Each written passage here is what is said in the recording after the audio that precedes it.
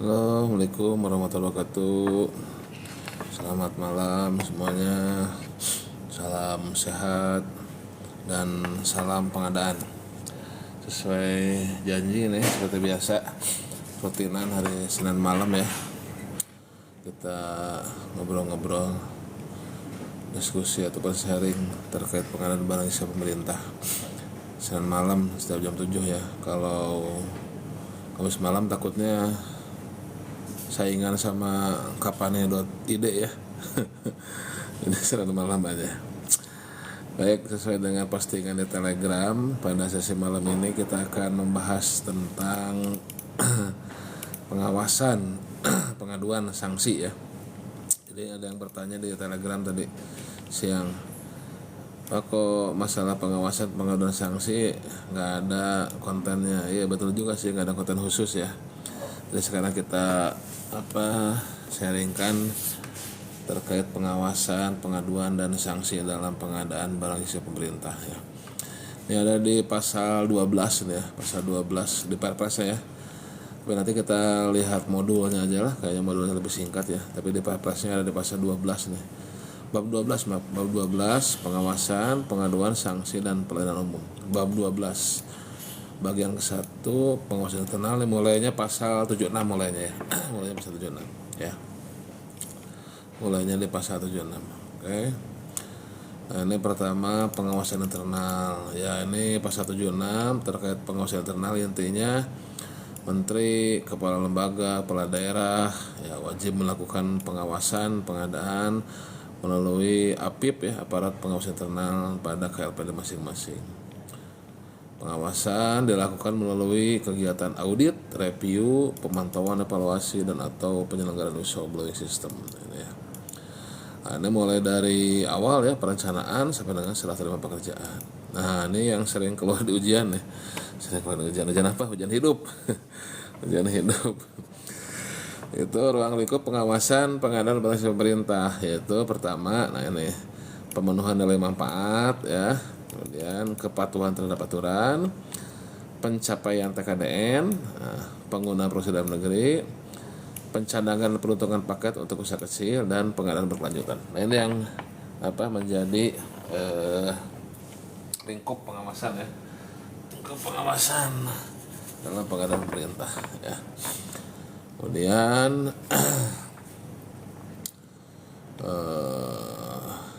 pengawasan dimaksud bekerja sama dengan kementerian terkait yang mempunyai tugas menjalankan urusan pemerintahan di bidang pengawasan keuangan daerah dan pembangunan nasional ya, bisa BPKP, BPK ya. Oke. Pembangunan nasional Bappenas berarti. Hasil pengawasan digunakan sebagai alat pengendalian pelaksanaan pengadaan barang jasa.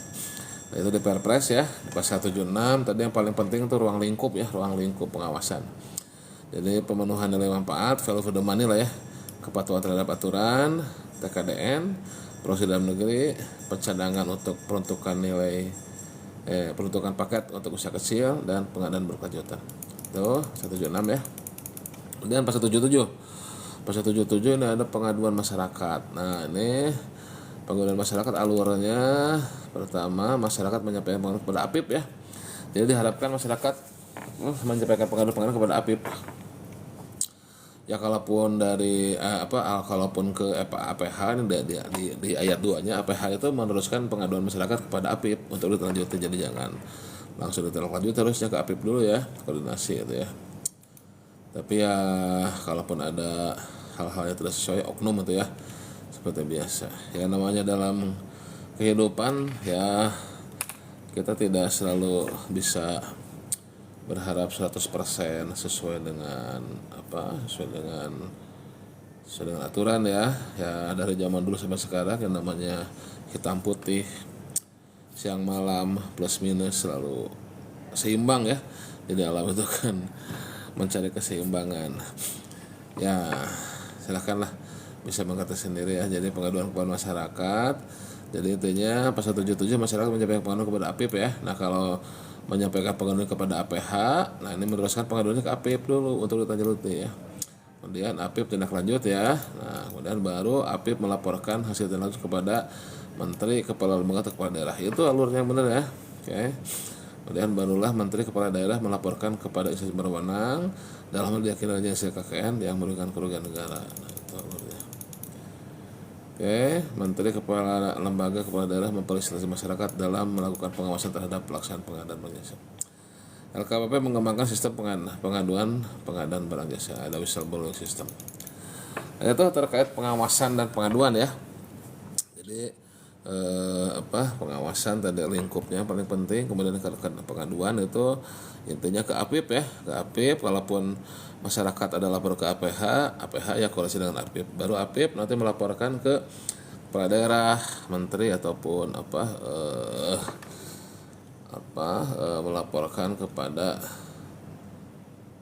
kepala lembaga ya, kepala daerah, menteri atau kepala lembaga. Nah itu baru tindakan bagaimana terkait kerugian negara ataupun ada hal-hal kesalahan yang terjadi seperti itu. Oke. Lewat PT pakai peci nih biar bisa afirmasi ini nyaleg atau nyabup ya. Kalau sudah pensiun nanti ya. Ini juga seragam muka BPJ baru nih. Oh, ya. Mantap kan ya? Pakai ORI. Timnas. Plus ini pinpon.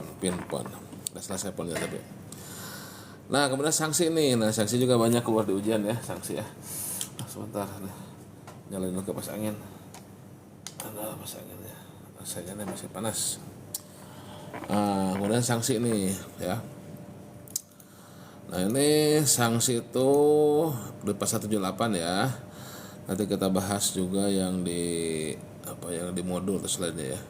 Nah kalau di Perpres, jadi sanksi itu pertama ada dalam tahapan pemilihan nih, dalam hal peserta pemilihan menyampaikan dokumen keterangan palsu tidak benar, terindikasi persekongkolan ya, kemudian korupsi, kolusi, KKN, nepotisme, mengundurkan diri dengan alasan tidak dapat diterima. Nah maka peserta pemilihan dikenai sanksi administratif. Nanti kita lihat sanksi administratif itu apa ya.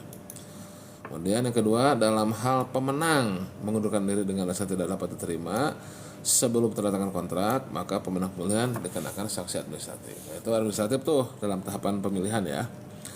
Kemudian dalam hal penyedia tidak melaksanakan kontrak, tidak menyelesaikan pekerjaan, tidak melaksanakan kewajiban dalam masa pemeliharaan. Nah, ini setelah berkontrak nih, setelah pemilihan ya, berkontrak nih ya.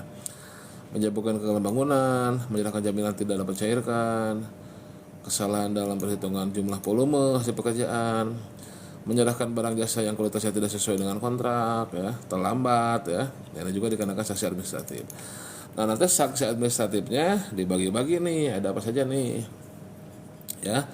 Perbuatan atau tindakan sebagaimana dimaksud ayat tadi atas dikenakan sanksi berupa, nah bisa digugurkan ya, bisa pencairan jaminan, daftar hitam, kerugian dan atau sanksi denda. Nah ini di sini agak tricky nih ya, di Perpres agak tricky nih ya. Ayat 1 sampai C digugurkan ya, pencairan jaminan sanksi daftar. Tapi gini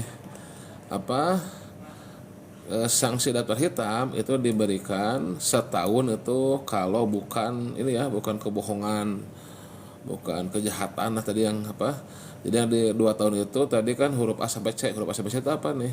Nih palsu ya, pemalsuan tidak benar, persekongkolan ya, korupsi, KKN. Nah ini 2 tahun nih, 2 tahun kalau kebohongan KKN ya.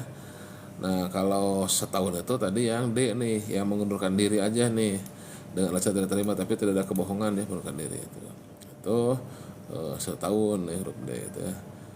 Nah, tapi tetap jaminan penawaran semuanya dicairkan ya itu. Oke, jadi bedanya setahun 2 tahun gitu. Kalau yang 2 tahun itu yang kebohongan ya, korupsi tidak benar, kebohongan. Tapi kalau yang karena lalai aja itu setahun aja ya. Nah ini untuk detailnya kita coba modul biar satu persatu ya. Nah ini ya pertama nih. Nah pertama dalam proses pemilihan ya misalkan ya. Nah proses pemilihan nih, dalam proses pemilihan ya, dokumen palsu tidak benar, persekongkolan, KKN. Nah maka ini daftar hitam 2 tahun ya. Kemudian jaminan penawaran dicairkan dan digugurkan itu ya. Nah ini berat nih, jadi palsu tidak benar, persekongkolan, KKN. Kalau mengundurkan diri dengan alasan tidak dapat diterima, ini daftar hitamnya setahun. Pencairan jaminan penawaran ya. Nah, di pemilihan ya. Digugurkan ya sudah gugur karena sudah mengundurkan diri kan, ngapain lagi digugurin kan. Tuh. Itu di proses pemilihan ya, berarti diusulkan oleh Pokja ya, berarti oleh Pokja ya, Pokja. Nah, kemudian kalau di kontrak nih, kalau di kontrak pertama di proses penerbitan SPPBJ untuk pemenang pemilihan nih, dia mundurkan diri nih sebelum tanda kontrak. Nah, ini daftar tetap setahun karena bukan kebohongan ya, bukan KKN ya. Kemudian jaminan penawaran dicairkan sebelum tanda kontrak, berarti masih penawaran masih ada kan, belum diganti pelaksanaan kan jaminannya ya. Tuh. Nah, ulangi ya. Jadi penerbitan SPBJ tahapannya ya. Nah, ini pemenang pemilihan mundur sebelum tanda kontrak. Nah, berarti jaminan penawaran dicairkan, daftar hitam setahun ya. Daftar hitam setahun ya. Saya ulangi, apa bedanya setahun 2 tahun? Kalau 2 tahun itu yang berat ya, yang bohong, KKN ya.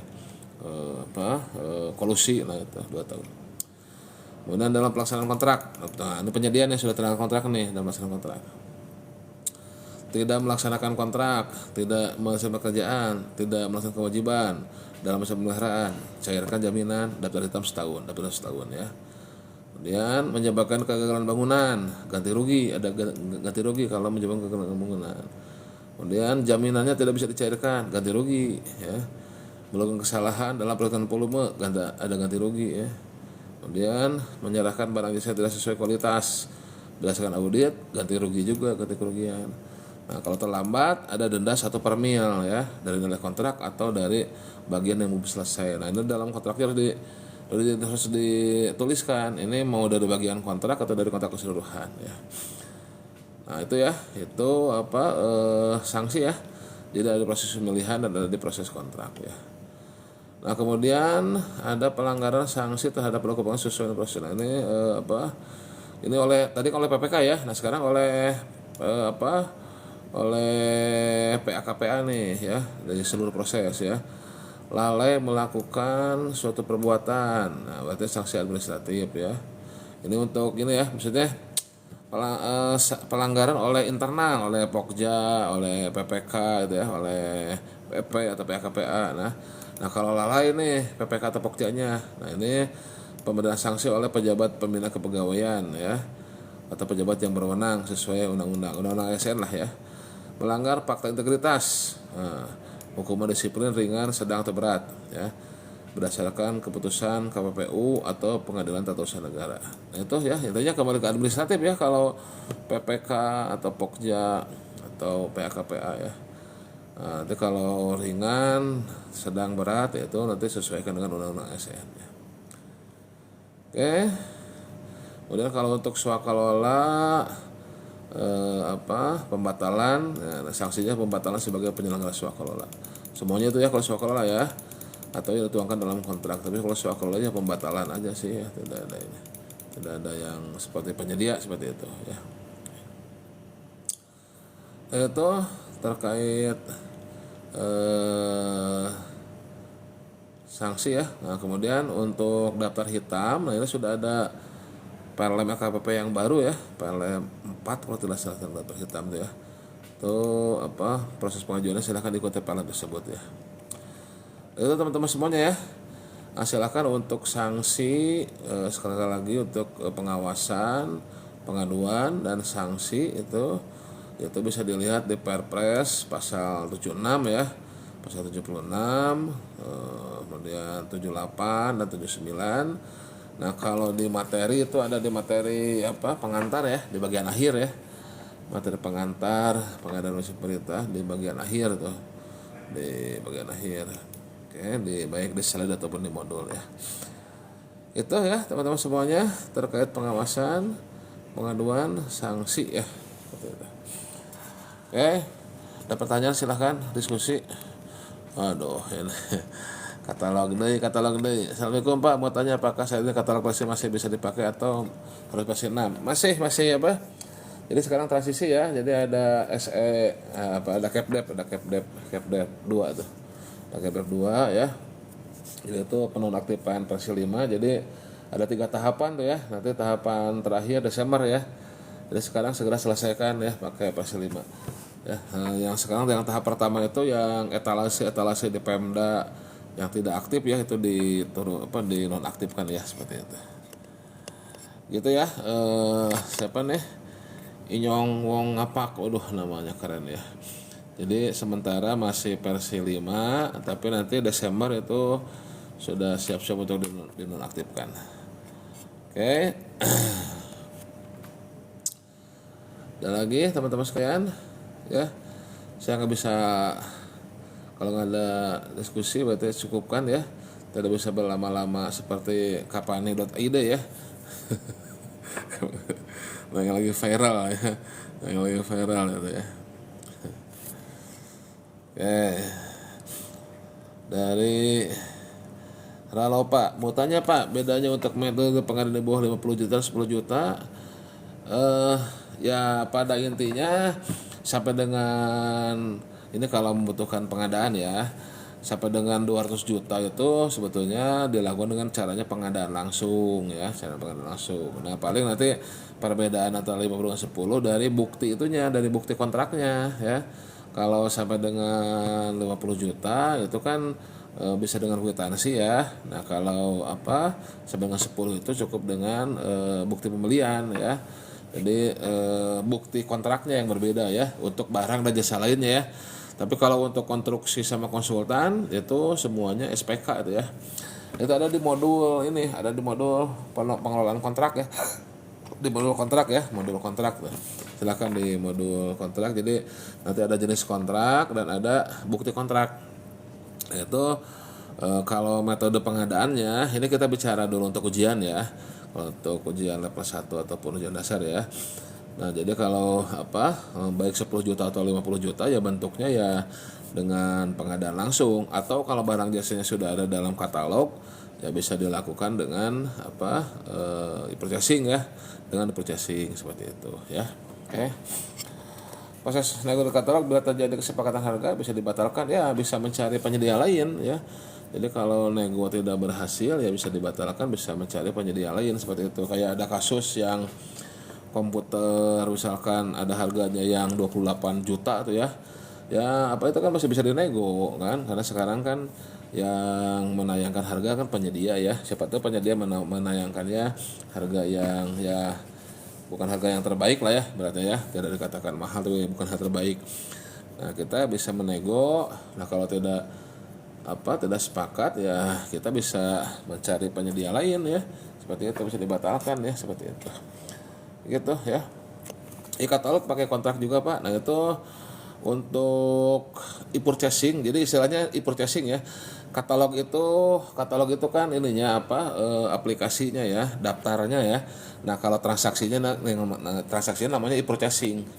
Nah e-purchasing itu atau pembelian melalui katalog elektronik itu bentuk perjanjiannya adalah surat pesanan. Jadi kan ada beberapa bentuk kontrak ya. Jadi kalau sampai dengan 10 juta bentuk perjanjiannya itu adalah bond ya, bukti pembelian sampai dengan 10 juta. Kalau sampai dengan 50 juta itu bentuk kontraknya itu adalah kwitansi untuk barang jasa lainnya. Sampai dengan 200, nah itu untuk jasa konsultan, konstruksi kan tidak kenal kwitansi, tidak kenal bond ya. Nah sampai dengan 200 barulah untuk konstruksi itu menggunakan SPK, surat perjanjian kerja. Nah kalau konsultan sampai dengan 100 ya, SPK-nya surat perjanjian kerja atau itu dengan pengadaan langsung prosesnya nanti ya. Nah, kemudian kalau untuk e-purchasing atau belanja melalui katalog elektronik itu menggunakan surat pesanan itu. Nah istilahnya surat pesanan itu berarti keluar langsung dari sistem tuh, keluar dari sistem ya, kayak invoice dari sistemnya seperti itu. Nah nanti bisa juga ditindaklanjuti kalau ada term and condition, bisa saja ditambahkan term and conditionnya apa ya. Tapi yang jelas dari awal keluar dari sistem itu keluar surat pesanan ya, seperti itu ya. Itu ya. Ya katalog pakai ya itu kontraknya surat pesanan ya, katalog itu ya. Oke.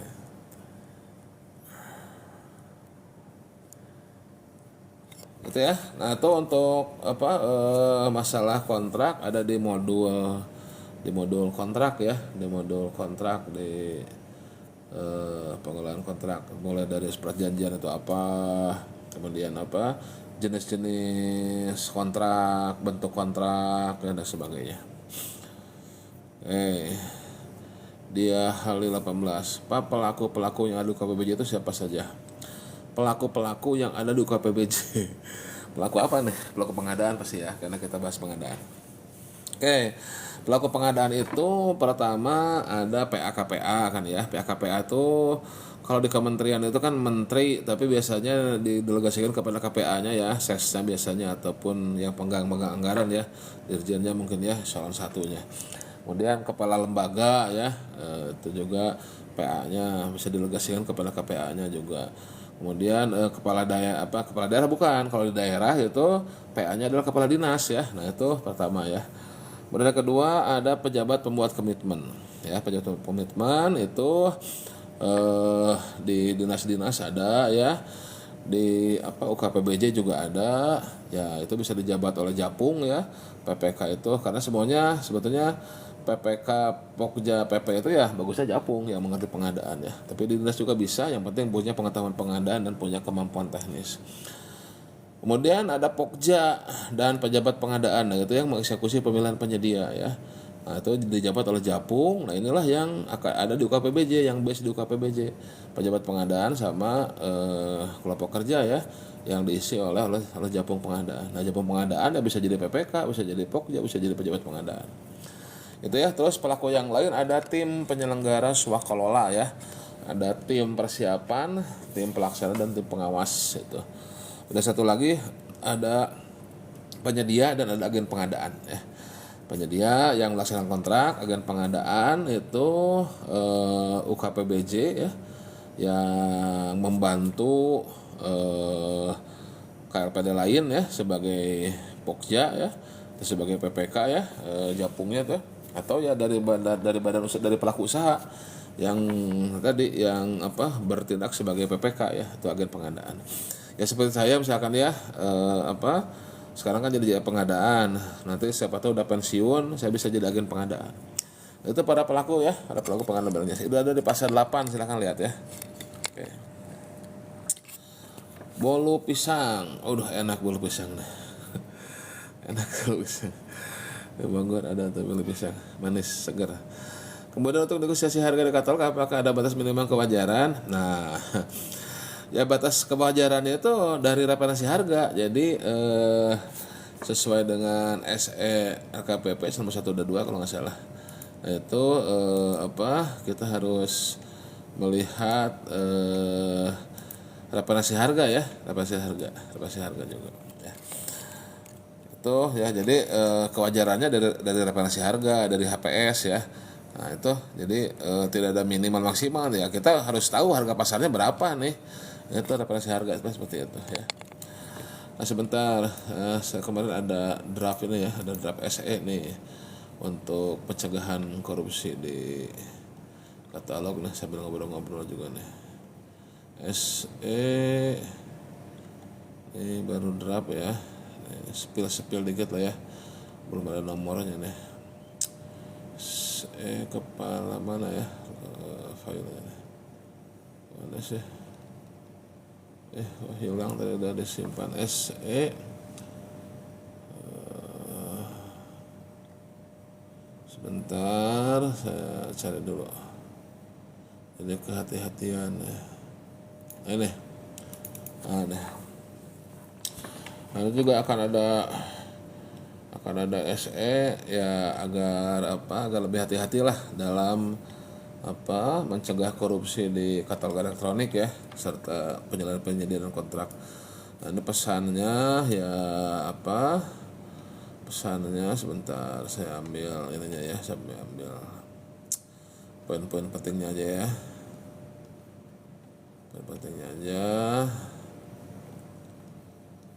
Pesannya adalah pertama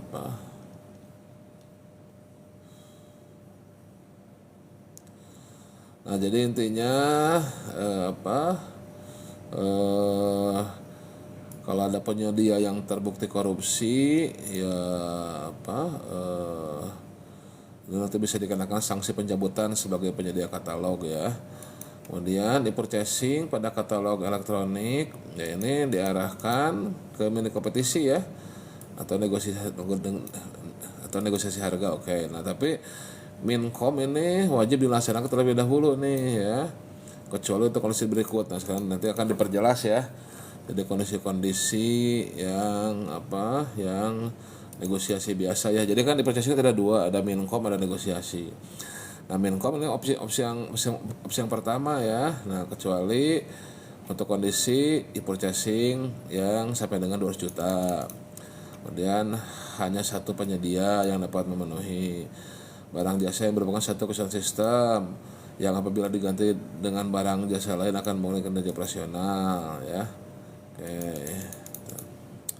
Itu kecualiannya ya, utamanya pakai Minkom. Berarti ya kalau sampai dengan 200 oke, bisa negosiasi atau hanya satu atau barang jasa yang merupakan satu kesatuan sistem itu ya. Oke. Kemudian dalam melakukan purchasing melalui negosiasi harga, PP wajib melakukan persiapan. Nah, ini harus ada persiapan ya. Lihat kesesuaian speknya, PDN-nya ya. Oke.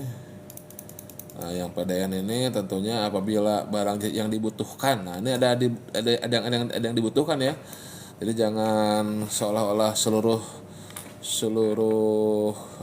barang jasa itu harus PDN TKDN ya. Apabila barang jasa yang dibutuhkan, nah, pada katalog elektronik terdapat produk dalam negeri, nah dibutuhkan ya, ada dalam negeri dengan TKDN dan BEP 40%, maka ini prioritas pertama ya. Kemudian kalau tidak, maka prioritas kedua adalah TKDN kurang dari 20% ya. Terus ketiga PDN ya, kalau kebutuhannya masih terpenuhi ya. Nah, tapi kalau dalam kondisi tidak terpenuhi, maka dapat memilih produk impor. Jadi boleh produk impor kalau tidak terpenuhi kebutuhan kita di katalog gitu ya.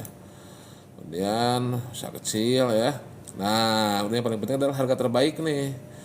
Harga terbaik, PPK memilih produk pada katalog dengan harga terbaik. Nah, ini harga terbaik nih. Harga terbaik merupakan total harga yang paling rendah yang dapat diberikan oleh penyedia katalog elektronik yang sudah termasuk biaya pengiriman apabila ada dan biaya tambahan kalau ada. Nah, contoh nih ya, harga produk. Nah, jadi yang dinego adalah yang terbaik speknya, TKDN-nya juga. Nah, itu yang dinego tuh. Nah, ini juga penting nih. Di purchasing wajib menggunakan negosiasi, wajib menyusun referensi harga nih. Kalau negosiasi ada referensi harga. Tuh. Untuk pekerjaan konstruksi ada SKP ya.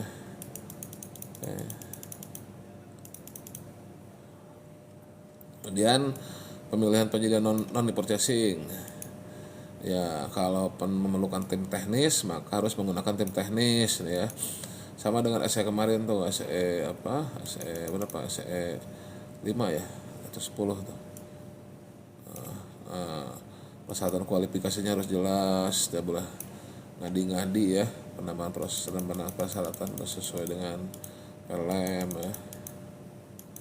Nah, fokus juga dilarang memberikan persyaratan kualifikasi administratif yang tidak terkait dengan tujuan output. Nah, ini ya. Contohnya peserta pemilihan harus memiliki rekening bank di Pemda. Nah, ini tidak ada korelasi dengan tujuan output. Jaminan pengadaan harus ditentukan oleh bank, tidak boleh asuransi. Nah, ini juga nggak boleh pasal seperti itu ya. Terus penyedia harus memiliki rekening koran sekian persen. Nah, ini juga itu. Nah, PPK dan Pokja wajib menolak intervensi dari pihak lain untuk memenangkan penyedia tertentu. Nah, ini silahkanlah ini. Penyedia wajib mengunggah kertas kerja evaluasi. Nah, ini juga nih sering nih. Pokja pemilihan dilarang menggugurkan penawaran karena kesalahan peserta pemilihan tidak substansial. Nah, ini ketidaksesuaian dengan dokumen pemilihan yang tidak kinerja pekerjaan ya, contohnya materai tidak bertanggal, kesalahan pengetikan, kesalahan. Nah, inilah ya, lihat dong substansinya dengan output pekerjaan. Nah, ini tolong sudah ada ya, sudah ada arahan ini ya. Oke. Pokja pemilihan dalam mengoperasi terhadap peralatan harus memperhatikan output yang dapat dihasilkan oleh barang ditawarkan. Contohnya 6 truk dengan kapasitas biasanya 10 ton dapat disertakan dengan 3 truk. Nah jadi ya tidak harus 6, bisa saja 3 tapi kapasitasnya 2 kali lipat. Nah jadi substansi lah ya, substansinya dilihat itu ya. Jadi jangan hanya melihat letak administrasi. Jika terdapat keraguan, jadi ini sudah direkap nih ya, yang kesalahan-kesalahan nih bagus juga nih. Dari dulu saya menunggu nih contoh-contoh begini. Apabila terdapat keraguan pada dokumen serahkan pokja pemilihan dapat memenuhi persyaratan dokumen pemilihan maka tidak boleh menggugurkan. Klarifikasi dulu nih ya. Nah, bisa klarif nih kan, bisa klarif nih, jangan main gugur aja. Pokja pemilihan tidak boleh menggugur persyaratan pemilihan yang memiliki pandangan terakhir di bawah 80% PS sebelum klarifikasi dulu ya. Klarifikasi. Untuk memperoleh hasil pengadaan berkualitas, Pokja dapat memberikan persyaratan dalam dokumen pemilihan untuk uji coba atau uji fungsi pada evaluasi. Evaluasi tidak boleh hanya berdasarkan brosur atau tertulis. Nah, apakah ada tim teknis yang boleh uji coba nih ya, laptopnya diuji coba ya. PA, PPK, data pengujian dalam memerintah atau menerima hasil dalam bentuk pemberian apapun, nah, dengan nilai uang. Nah, ini swap ya, gratifikasi ya, itu ya. Ini apa? Pendetailan dari SE kemarin tuh, SE berapa tuh mata SE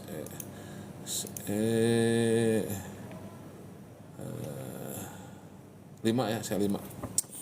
Coba lihat lagi ada pertanyaan apa. Masih ada kendala dalam pengadaan obat di puskesmas.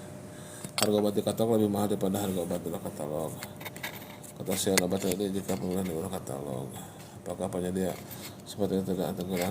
Ya dilaporkan aja intinya kalau ada penyedia yang tidak comply dengan aturan pemerintah atau harga yang tidak wajar, silakan dilaporkan ya, dilaporkan. Apa ada itunya, ada apa, ada tombolnya itu, ada pengaduan reportnya itu ya.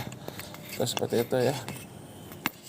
Silakan bisa dilaporkan kalau ada yang tidak wajar harganya, speknya seperti itu. Ya itu ya sebetulnya kita ada yang patroli ya, tapi mungkin kadang ya itu kalau makanya dibantu juga patrolinya, bantu juga pelaporannya dari user ya. Jadi kalau ada yang tidak normal, tidak bagus, bisa langsung di freeze ya, bisa langsung ditegur, bahkan ya bisa diturun tayangkan ya kalau sudah bandel terus gitu. Begitu ya teman-teman semuanya. Ada lagi yang mau beli kapan? Ingat kapan.id nih kalau live TikTok nih. Oke, cukup ya. Cukup. Intinya ya kalau masalah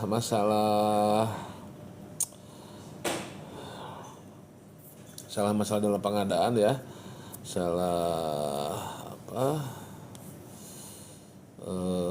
ya hal-hal yang sering muncul di pengadaan ya kembali ke masing-masing lah ya, karena ya hitam putih itu tidak bisa dihilangkan gitu ya, paling bisa diseimbangkan lah gitu ya, bisa diseimbangkan. SKB nanti soalnya hafalan apa teknis ya Pak? Ya kan itu kalau SKB itu close book ya, jadi hafalan juga ada, harus hafal juga ya. Nampaknya tidak sampai ke teknis pelaksanaannya. Kalaupun teknis paling yang sederhana paling sampai ke SPK gitu ya, yang sederhana ya, sampai ke level 2 ya, sampai ke level 2. Tapi ya pasti saya kan banyaknya yang dasar ya, banyaknya dasar ya.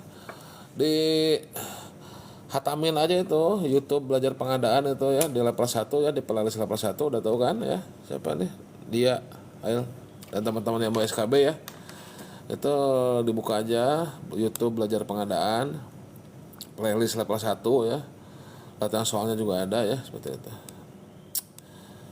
ya. RAB HPS itu bagian dari nah, ini harus belajar lagi nih. Coba buka dulu tuh playlist level 1 nih biar tahu RAB HPS itu ya. Kalau RAB itu kan rencana anggaran ya, jadi baru harga perkiraan, belum ada S-nya. RAB itu sebenarnya seperti harga perkiraan ya, pagu anggaran lah gitu ya. Kalau HPS itu sudah hasil survei pasar ya, seperti itu. bagian dari RKA. Kalau RKA ya rencana kerja itu dokumen perencanaan, itu dokumen perencanaan ya itu. Nah kalau HPS sudah ke persiapan pengadaan ya, seperti itu. Dalam RKA ya nanti muncul pagunya ya, nah, pagu ya. Coba baca lagi nih dia nih kayaknya nih apa harus belajar dulu nih, masih ini harus belajar lagi ya dari awal. Di playlist level 1 tuh di YouTube udah lengkap tuh, ada 50 video ya Snack Learning, silahkan dipelajari ya. Oke. Kalau kurang-kurang tanya di Telegram. Di grup Telegram belajar pengadaan juga ada. Kalau ada yang kurang ini apa? Konsep-konsep yang masih kurang mantap bisa tanyain di belajar pengadaan Telegram ya. Oke. Ya. Itu ya, siapa nih dia? Hai teman-teman yang lain, siapa yang belum tahu apa untuk belajar pengadaan SKB, mengenai SKB masuk ke YouTube belajar pengadaan, channel belajar pengadaan, ada playlist level 1. Kemudian untuk latihan soalnya juga ada playlist latihan soal. Di situ sudah lengkap, sudah banyak lah gitu ya. Sampai ongkek. Sampai ongkek tuh. Ada yang pendek-pendek, ada yang panjang-panjang videonya, silahkan lah. Oke, kemudian kalau ada yang mau tanya-tanya, terus mau ikutan kuis-kuis setiap siang, tadi siang saya lupa kuisnya. Ya tiap siang lah. Tiap siang hari kerja saya suka ada kuis-kuis tryout lah gitu ya. Di Telegram grup nama juga belajar pengadaan ya, belajar pengadaan. Ya kata kunci belajar pengadaan lah ya. Di TikTok juga buat apa? Iseng-iseng gitu. Ini kayak gini juga live TikTok kan dimasukin tuh akunnya belajar pengadaan ya. Oke teman-teman semuanya ya. Terima kasih sudah menemani pembuatan konten untuk minggu ini ya. Terima kasih sudah sharing-sharing juga ya, tanya-tanya ya. Mudah-mudahan ada manfaatnya ya. Silahkan berkunjung ke apa ke akunnya belajar pengadaan ya di YouTube, di TikTok ya, di Instagram juga belajar pengadaan ya. Tuh, silakan. Oke. Di Telegram juga ada belajar pengadaan. Nah, silakan maksimalkan lah. Bagi yang mau SKB, mau ujian dasar sebetulnya sudah sangat lengkap itu ya, sudah sangat lengkap dasar-dasar media-media. Di Haldi.net juga di blog ya, Haldi.net itu sudah ada yang bisa di-download. Oke demikian, terima kasih atas perhatiannya. Mohon maaf apabila ada kekurangan. Kita tutup dengan alhamdulillahirrahmanirrahim. Salam sehat selalu, salam bahagia selalu, dan salam pengadaan dari mana? Jakarta nih, dari Jakarta. Terima kasih. Assalamualaikum warahmatullahi wabarakatuh. Selamat malam semuanya ya. Kita tutup ya.